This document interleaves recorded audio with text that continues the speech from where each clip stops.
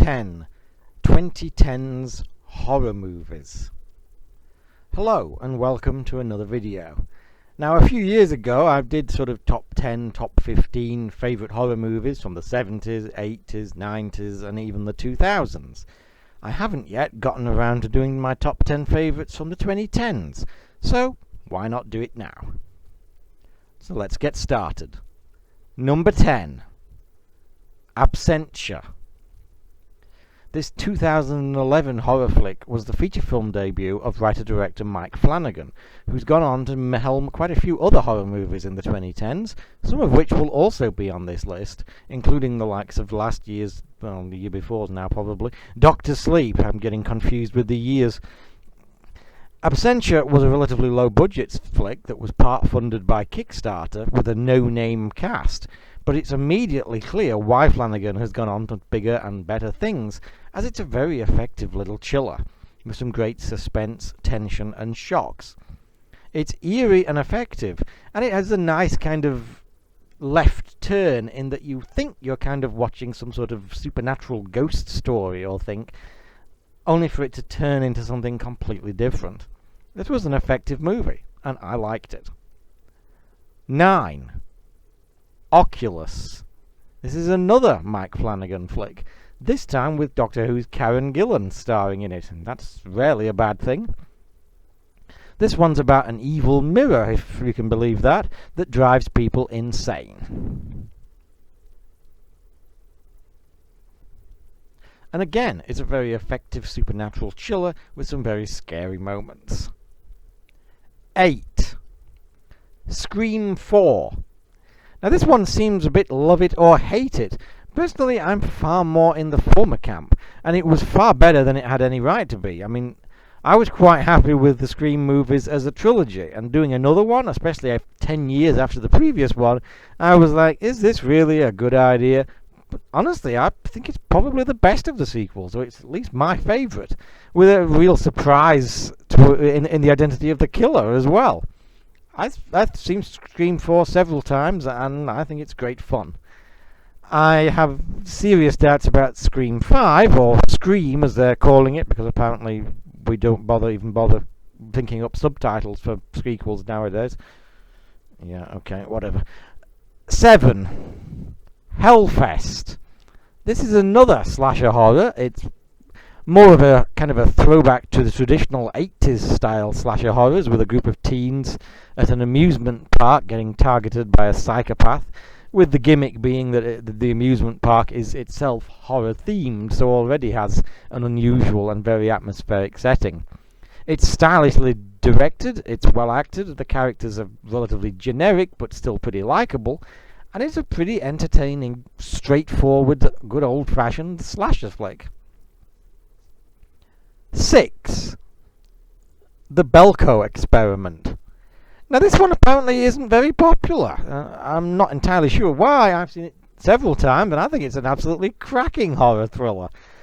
The horror here, of course, is not just the horror of the violence. It's the horror of how far ordinary people will go when they're pushed to the extremes.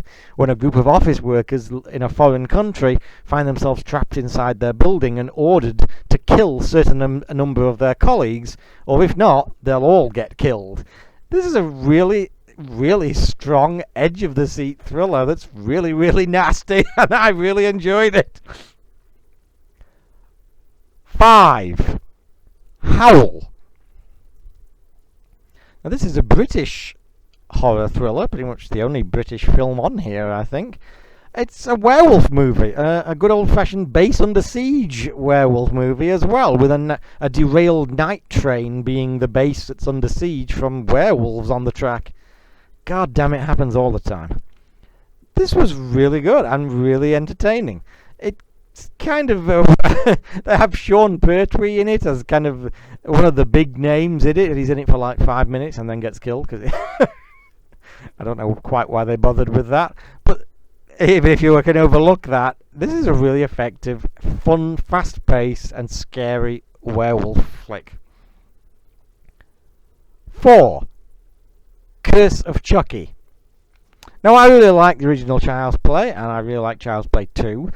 Child's Play 3 was okay. I had a great time with Bride of Chucky. I know some people hate that because it's silly. I still laugh myself silly at it. But the series, undeniably, even for people who liked Bride of Chucky, kind of went down the with Seed of Chucky, which was absolutely bloody awful, and that's pretty much the reason why it took so long, nearly 10 years, for another film to get made and went straight to video, which was Curse of Chucky. And Curse of Chucky is actually really good. It kind of throws out the increasing silliness and humour and goes back to being creepy again. And it's really, really entertaining. It's just an old dark house kind of movie with a family trapped in this old mansion during a storm, and of course Chucky's on the loose. It's really effective and it's really good, and it really gave me hope for the series again. Unfortunately, the sequel to this, Cult of Chucky, was, well, crap again. But I'm not going to let that spoil this. I think Curse of Chucky is really, really fun. 4. Hush. A maniac killer targets a young deaf woman living alone in the country in this another film from Mike Flanagan. This is a really lean and efficient thrill ride. I mean, it's just like an hour and 20, so there's no flab on it at all. It's really effective premise, with a really intense and visceral climactic showdown between the overly confident killer and a woman who is not going to go down without putting up one hell of a fight. This is a really effective film. The fact that it hasn't got a physical release yet is outrageous. What is going on? 3. Ouija, Origin of Evil. Now, I didn't even see the original Ouija because it looked crap from the trailer and it got absolutely terrible reviews. But this sequel, or rather prequel, was co-written and directed by Mike Flanagan again. And it turned out to be a really effective supernatural chiller. Probably better than some of the movies in a certain universe I'll get to in a minute. I really dig this movie. It's got a great cast. It's got a great 60s atmosphere, really slow burn tension and mood. It's a really, really good supernatural chiller. I really like Ouija Origin of Evil. 2. The Conjuring. Just pipping Ouija Origin of Evil to the post here. I know there was the Insidious movies before this, but this seems to me to be the one that really kicked off the kind of the supernatural parade that we got in the 2010s, which has probably worn out its welcome a bit by now, and some of the movies in the Conjuring universe are less than stellar. But the original, The Conjuring, is still a really good film. At the time, it was a refreshingly old-school scarefest. 70s vibe, 70s settings and atmosphere are always just more cool and interesting than modern times, let's face it. It's still a very effective film with a terrific cast. And yep, that's my number 2. Now my number 1 is probably going to be a little controversial. It's another love it or hate it one, from what I can see. Well, I love it. My number 1 favourite horror film of the 2010s is The Cabin in the Woods. Now, this was a really nice surprise when I originally saw it back in the day. I'd heard it was good, but I had no idea what to expect, and I know Joss Whedon was kind of involved, and one of the writers on Buffy as well was the director. But I still had no idea what to expect. What I got was something that's funny, scary, and genuinely different. Sort of like The Evil Dead meets The Truman Show. Sort of.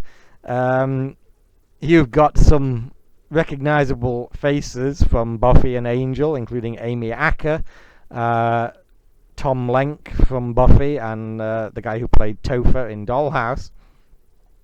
But this is one of those rare movies where I genuinely had no idea where the hell it was going, even halfway through. And where it went, I really, really dug. This is a hoot of a movie. I honestly don't understand why more people don't like it. It's an absolute blast. I guess it probably helps if you're a Buffy fan, because it's certainly got the same kind of tone of humour and horror and kind of subverting some tropes. I thought The Cabin in the Woods was an absolute scream, and it's my favourite horror film of the 2010s.